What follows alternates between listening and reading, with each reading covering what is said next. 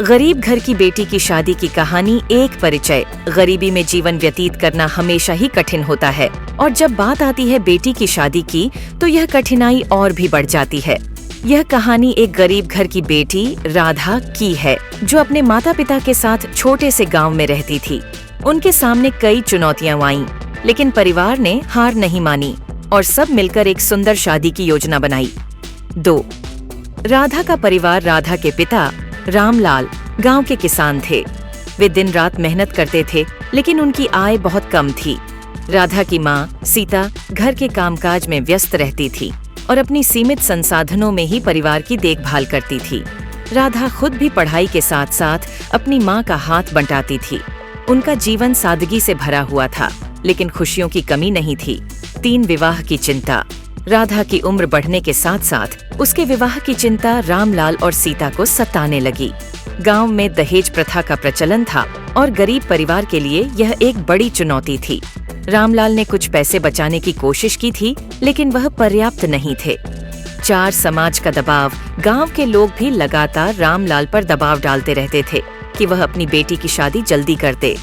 समाज का यह दबाव रामलाल और सीता के लिए बहुत कठिनाई भरा था। वे जानते थे कि अगर समय पर राधा की शादी नहीं हुई तो समाज की नज़र में उनका परिवार बदनाम हो सकता है। 5. राधा का सपना। राधा खुद भी अपने माता पिता की चिंता समझती थी, लेकिन उसके भी कुछ सपने थे। वह पढ़ाई में होशियार थी और टीचर बनना चाहती थी, लेकिन समाज की रूढ़िवादी सोच और गरीबी ने उसे उसके सपनों से दूर कर दिया। राधा ने अपने सपनों को पीछे छोड़कर अपने परिवार की स्थिति को समझते हुए शादी के लिए तैयार हो गई। 6. वर की खोज। रामलाल और सीता ने अच्छे वर की खोज शुरू की। कई रिश्ते आए, लेकिन सभी ने दहेज की मांग की।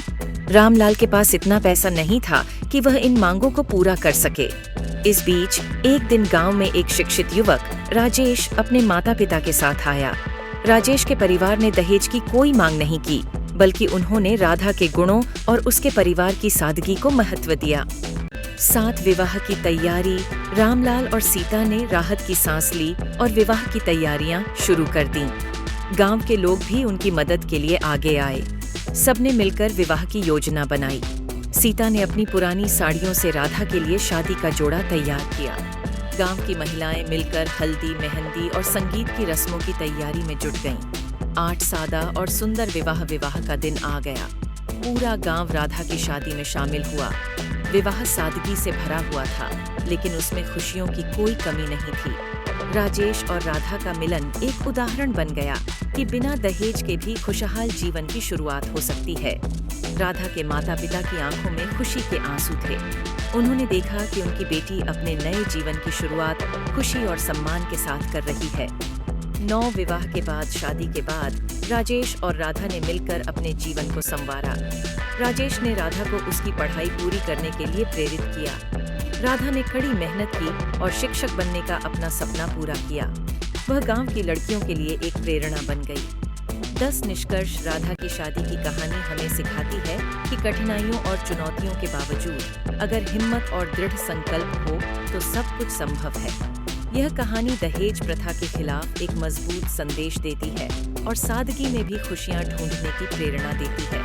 गरीबी और समाज के दबाव के बावजूद रामलाल और सीता ने अपनी बेटी की शादी सम्मान और खुशी के साथ की। यह एक प्रेरणादायक कहानी है जो हमें सिखाती है कि सच्ची खुशी पैसे में नहीं, बल्कि प्यार और समझदारी में होती है।